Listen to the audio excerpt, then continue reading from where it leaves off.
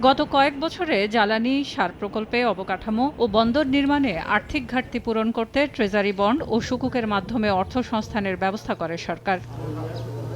তবে অর্থনীতিতে বন্ড বাজারের অংশীদারিত্ব 1%-ও কম হওয়ায় খাতটি এখনও জনপ্রিয় নয়। সরকারি ও বেসরকারি প্রতিষ্ঠানগুলোর ব্যাংক খাতে নির্ভরশীলতা এর জন্য দায়ী। এছাড়া ট্রেজারি বন্ড ও বাণিজ্যিক বন্ডের বাজার পৃথক নিয়ন্ত্রক প্রতিষ্ঠানের অধীনে থাকায় বাণিজ্যিক বন্ড নিজেদের অংশীদারিত্ব বাড়াতে অনাগ্রহী বলে মত বিশ্লেষকদের। এমন অবস্থায় মেট্রো রেল, দ্বিতীয় পদ্মা সেতু এবং সরকারের বৃহৎ অবকাঠামো নির্মাণ পরিকল্পনায় বন্ড বাজারের অংশীদারিত্ব বাড়াতে অর্থ মন্ত্রণালয়ের অনুঘটকের ভূমিকা পালন জরুরি বলে জানালেন বাংলাদেশ ব্যাংকের গভর্নর।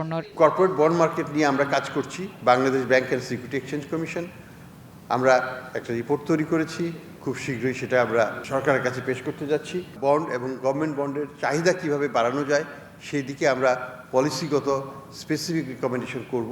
রোববার রাজধানীর নিকুঞ্জে এক আলোচনায় অর্থোপদেষ্টা জানান, সাধারণ মানুষকে বন্ড বাজারে বিনিয়োগে আগ্রহী করতে কর সংস্কারের প্রয়োজন হবে। একই সঙ্গে কর ভীতিও দূর করতে হবে। আমরা ট্যাক্স দেই, সেবাটা পাই, তো লোকজন তো একটু গোসা করবে, তাই না?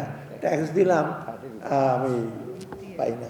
সেটা জন্য আমি প্রায় বলি ট্যাক্স অফিসিয়ালদের, এনবিআর অফিসিয়ালদের বলছি, ভাই একটু সেবা দেন, সেবা ভালো দিলে আপনার ট্যাক্স ফিটাও বেশি দেবে। সারা বিশ্বে বন্ড বাজারের অংশীদারিত্ব 24%-এর বেশি। 12% অংশীদারিত্ব থাকলে যে কোনো দেশের আর্থিক কাঠামো শক্তিশালী হিসেবে ধরা হয়। দেশে সুকুক ও বন্ড বাজার শক্তিশালী হলে শিল্প ও ব্যবসা প্রতিষ্ঠানে বিনিয়োগেও ভূমিকা রাখবে বলে মত আলোচকদের। Return is very low. Selia Sultana, Somoy Sangbad, Dhaka.